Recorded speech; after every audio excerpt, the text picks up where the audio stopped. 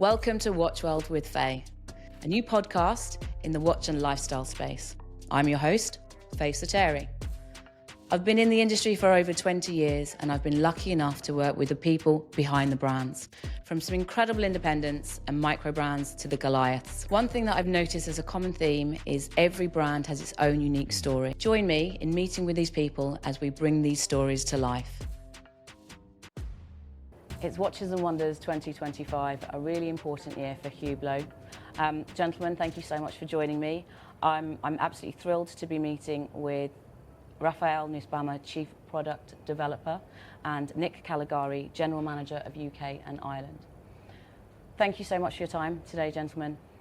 Exciting year for the brand. Raphael, please will you start by telling us why it's an important year for Hublot and the products that have been launched this year to celebrate it? Yes, it's a very important year for Hublot. As you know, we celebrate the 20th anniversary of the Big Bang. Big Bang is born in 2005, and the idea behind is really to have iconic, revolutionary mindset watches. And at this time, it was a crazy moment to introduce a watch like the Big Bang. And today we are here to celebrate this 20th anniversary. And what have you done to celebrate that important milestone for the brand? We have different kind of interesting things, kind of surprising. You know, we have a set of 5 watches in a full sapphire to celebrate this important moment for the brand. But we have also an interesting collection of 5 watches inspired from the original Big Bang from 2005. Yeah. So it's a relatively young brand compared to some of the brands that we see at Watches and Wonders or within the industry.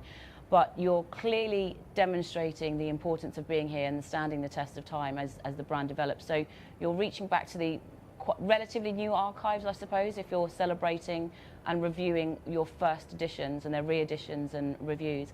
But you're also continuing to push the boundaries, I think, with materials, collaborations and what Hublot has become very well known for.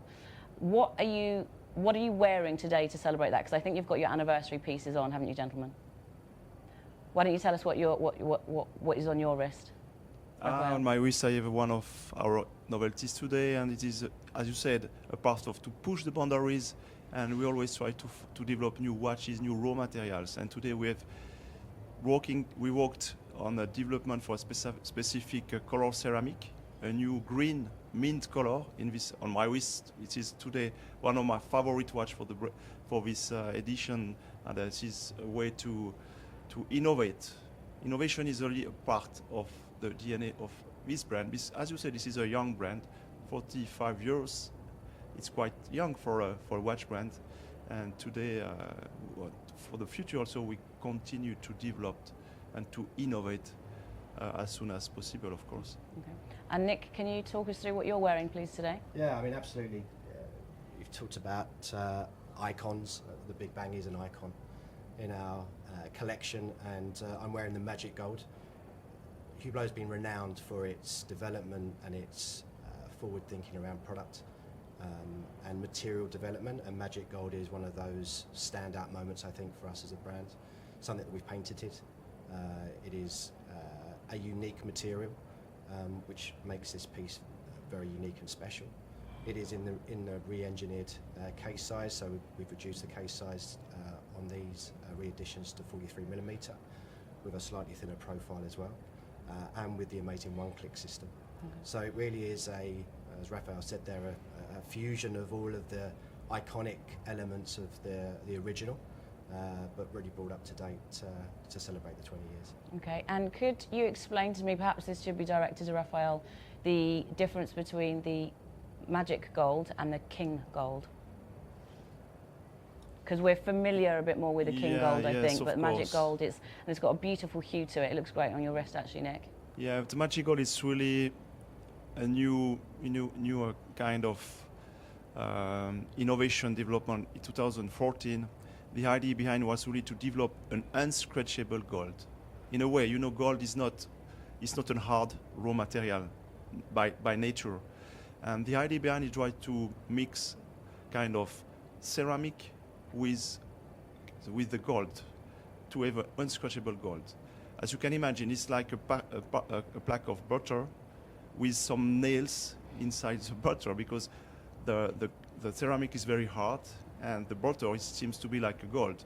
And to produce this kind of raw material at this time, it was a crazy things, and our R&D department did a great job to be able to achieve this unscratchable magic gold. And also it's quite interesting, because if you wear a watch like this watch, it's immediately recognizable. This is not a color like a yellow gold, like a pink gold, and this is the magic gold. The difference is also visible, and that's very important for us to say. This is our patenting 18 carats unscratchable gold. Yeah. So that's got to be quite a feat of engineering, and that's been part of your one of the many projects I understand that you look after as Chief Product Officer. So congratulations on that, because if nobody else has done it, it's going to change things quite considerably, because all of our watches, some people like the scratches on their watches because it tells a story. I think the first scratch anybody gets on a new watch, they're terrified over. It's like scratching your new car, but then after that, it's like the patina of a watch. It starts to become quite personalised, but you can guarantee that this is scratch-proof. Yeah, it is scratch-proof, but as you say, you have both. You have people they like to have a watch is also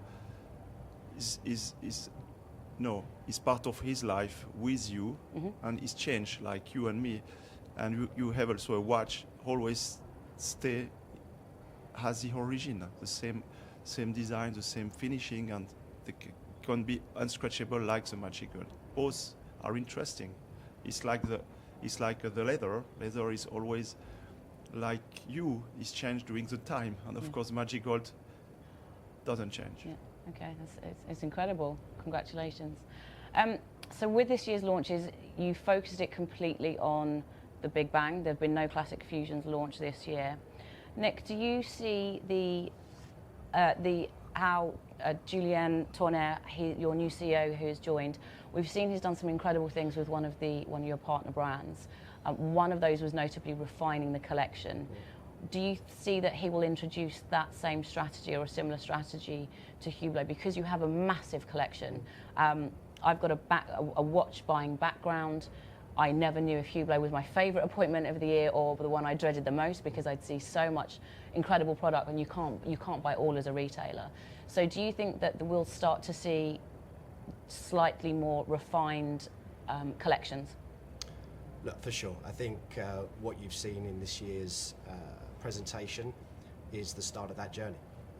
Julien has been with us for only a short period of time, but already I think we can all start to see the influence and the experience and the enthusiasm that he's bringing to the brand. This Big Bang celebration is about, I guess, the start of that journey, and how we start to look at our collections and define them.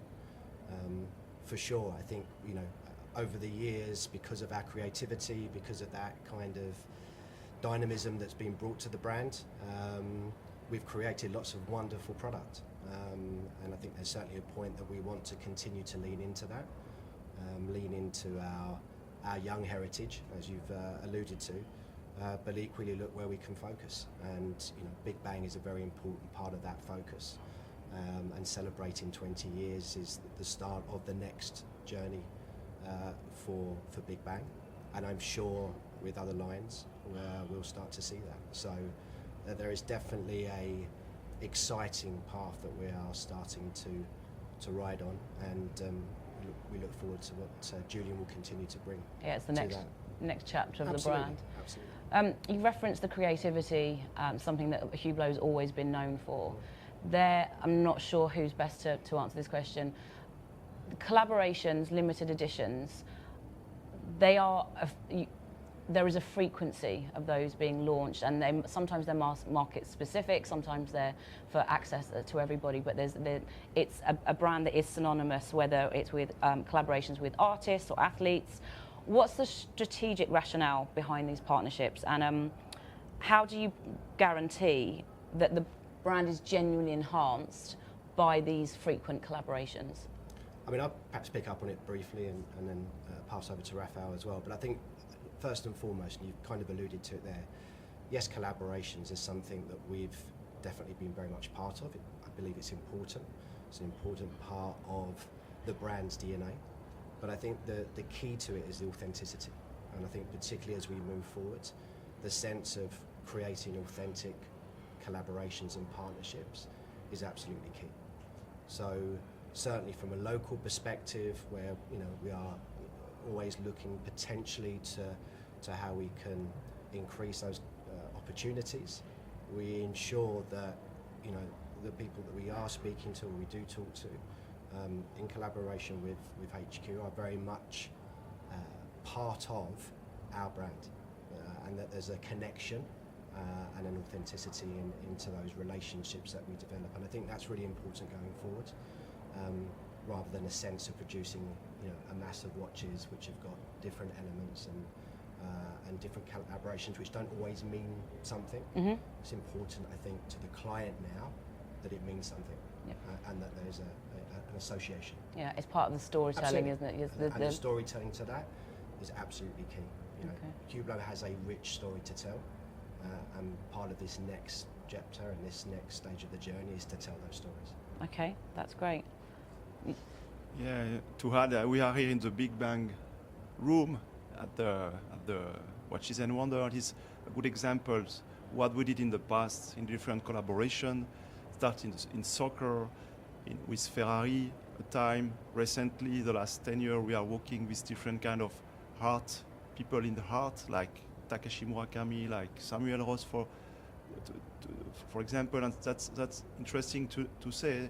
You explained it's really a part of our DNA, and that's important to speak about our community, and also to continue to develop this kind of collaboration. Of course, in a kind of marketing approach and discussion to be relevant in our key collaboration for the future, of course, and that's a interesting part, especially for me and my team, when we have a first discussion with like Samuel Ross or Takashi Murakami, and to decide to develop a watch together due to the strategy of the brand.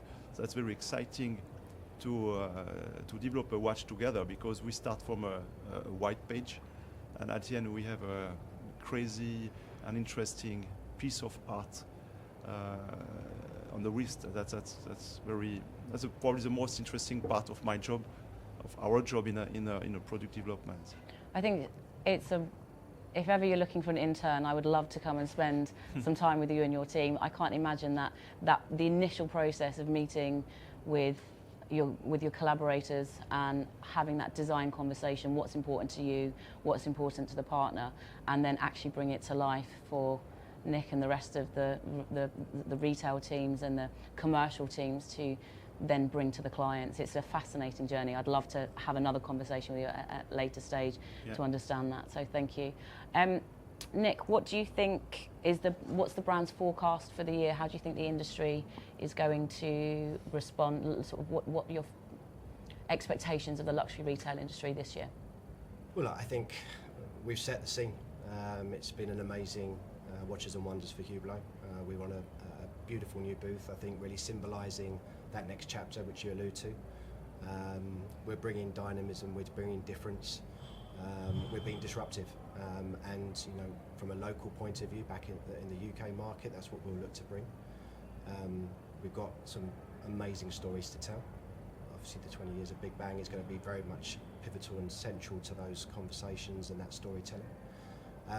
And I think, look, there's a sense of, dare I say, we've got to control what we can control. There's of course so many different things going on around the world at the moment which are out of our control. But what Julian is very clear about is what makes Hublot so unique. And we call it the Hublot vibes, but it's how we bring those Hublot vibes back into our markets, back into our clients, to our partnerships, whether it's with our wholesale partners, our directly owned stores, that really kind of, I guess, reaffirm Hublot. And it's an incredibly exciting time to be part of the brand. We are on this next stage. We are, as you've said, still a very young brand, but we have got so many more stories to tell. So I'm very, optimistic about the future. I'm excited about where the brand can go, and I think, as you've seen from the product, from the communication, from the noises that we're making, we are back with a bang for sure. You're back with a big bang. Thank you, Nick. Gentlemen, I really appreciate your time. I've learned so much. It is a really exciting time for Hublot. Congratulations on the anniversary. Raphael, congratulations to you and your team for what you've developed and brought to market this year. I can't wait to see Nick and his team deliver it into the stores directly back in the UK. Thank you so much. Enjoy the rest of the fair.